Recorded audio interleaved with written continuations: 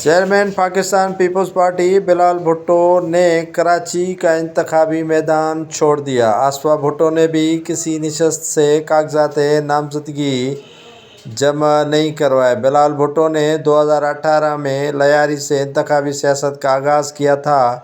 کئی دہائیوں سے پی پی کا گڑھ لیاری سے قومی اسمبلی کی نشست پر بھٹوز کے نام جانی جاتی ہے۔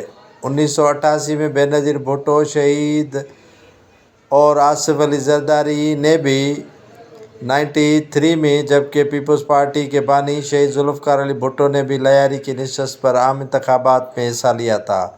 خیال رہے کہ بلال بھٹو نے 2024 کے انتخابات کے لیے لاڑکانہ لاہور قمبر شہداد کوٹ سے کاغذات نامزدگی جمع کرائے ہیں، جبکہ کراچی کی کسی بھی نشست پر کاغذات جمع نہیں کروائے ہیں۔ بلال بھٹو زرداری لاہور کے این اے 127 اور قمبر شہداد کوٹ کے این اے 196 اور لاڑکانہ کے این اے 195 سے انتخاب لڑیں گے، اور انتخابی مہم کا آغاز انہوں نے باقاعدہ شروع کر دیا ہے، اور اسکروٹنی کے بعد نامزدگی فارم بحال ہونے کی صورت میں وہ مزید متحرک ہوں گے۔